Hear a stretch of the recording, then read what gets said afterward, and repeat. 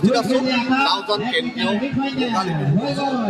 মই সমগ্ৰ কেমেৰা পাৰ্চনত ভোগালী বিহু উৎসৱৰ সকলো দৃশ্যাংশ দেখাব বিচাৰিম আৰু লগে লগে সকলো দৃশ্যাংশ ডাঙৰীয়া দীপেন বৰা ডাঙৰীয়া আৰু নাওজান কেন্দ্ৰীয় ভোগালী উৎসৱ সমিতিৰ সন্মানীয় সভাপতি শ্ৰদ্ধাৰ বৈকুণ্ঠনাথ পাঠক ডাঙৰীয়া, শ্ৰী বিদ্যুৎ মহন্ত ডাঙৰীয়া সম্পাদক আৰু সাংস্কৃতিক বিভাগৰ নমস্কাৰ।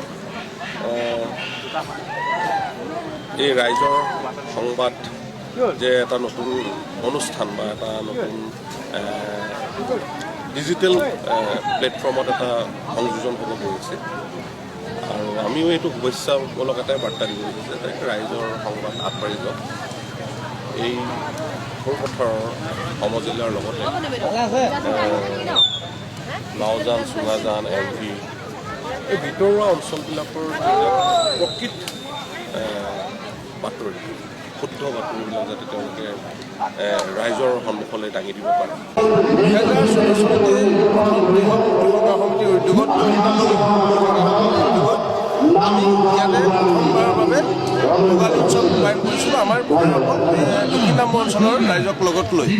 আমি খুব অনুষ্টুপীয়াকৈ আৰম্ভ কৰিছিলোঁ। তেতিয়া আমাৰ এটাই সপোন আছিলে যে এতিয়া আমাক বিশ্বায়নে যিভাগে আমাৰ মানুহৰ মাজত একতা নাইকিয়া কৰি পেলাইছে, মানুহৰ মাজত ভাগ ভাগ কৰি পেলাইছে, বৰ্তমানৰ যি ব্যৱস্থা, ৰাজনৈতিক ব্যৱস্থাই মানুহক ভাগ ভাগ কৰি পেলাইছে, সেই সময়তে আমি ঐক্য আৰু সম্প্ৰীতিৰ সেতু গঢ়াৰ মানসেৰে হিন্দু, মুছলিম, শিখ, জৈন, খ্ৰীষ্টান সকলোকে লগত লৈ 2014 চনত কৃষক মুক্তি সংগ্ৰাম সমিতিৰ উদ্যোগত আমি এই ভোগালী উৎসৱ নাওজানত আৰম্ভ কৰিছিলোঁ।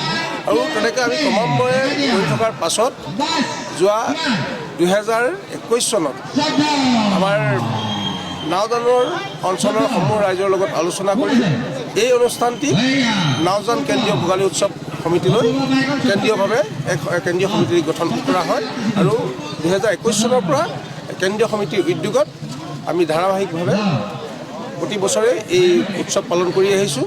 প্ৰতি বছৰে আমাৰ পৰম্পৰাগতভাৱে যিটো তাৰিখত, যিটো দিনত গাঁৱৰ ৰাইজে বা গাঁৱৰ চুবুৰীত যিভাগে মেজি পালন কৰা হয়, সম্পূৰ্ণ একেই পৰম্পৰাগত আৰ্হিৰে আমি ইয়াতে ভোগালী উৎসৱ পালন কৰোঁ। ইয়াত সকলো ৰাইজে সহায় সহযোগ কৰে।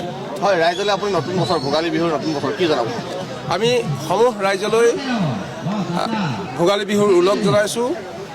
নতুন বছৰটোৱে আৰু ভোগালীয়ে সকলোৰে মন আনন্দ কৰি তোলক, আনন্দময় কৰি তোলক, মন ভৰপূৰ কৰি তোলক আৰু লগতে আমি আশা কৰিম যাতে এই ভোগালীয়ে এই সমাজৰ যি অসূয়া বৃত্তিবিলাক নাশ কৰক, এক নতুন সুস্থ সবল অসম গঠন হওক।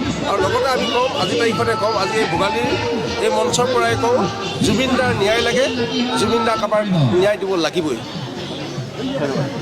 মই চিনাকি কৰাই দিছোঁ শ্ৰীযুত অমিত কুমাৰ বুঢ়াগোহাঁই। আপোনালোকে সকলোৱে জানে আমি এইটো যিটো মঞ্চত থিয় হৈ আছোঁ, আমাৰ ভোগালী বিহু উদযাপন কৰিব পৰাকৈ এই মঞ্চ নিৰ্মাণ কৰা দিছিলে শ্ৰদ্ধাৰ দাতা শ্ৰীযুত অমিত কুমাৰ বুঢ়াগোহাঁই ডাঙৰীয়া। তেখেতক চিনাকি কৰাই দিছোঁ আৰু এখন বিহুৱানেৰে সম্বৰ্ধনা জনাবলৈ উদযাপন সমিতিৰ কাৰ্যকৰী সভাপতি গীত গগৈক অনুৰোধ জনালোঁ।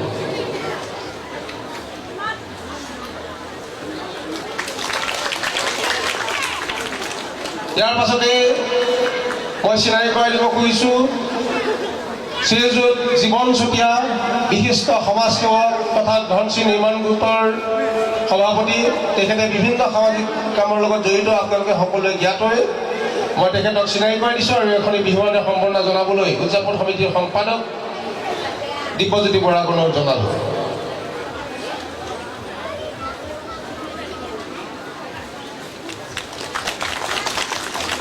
ইয়াৰ পাছতে আমি চিনাকি নাওজান কেন্দ্ৰীয় ভোগালী উৎসৱ সমিতিয়ে আমি আজি যোৱা 12 বছৰে আমি পাতি আহিছোঁ।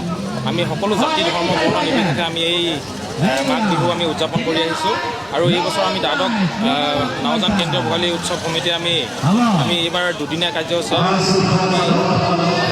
আমি পাতিবলৈ লৈছোঁ। দ্বিতীয় দিনা কাৰ্যসূচীত আমাৰ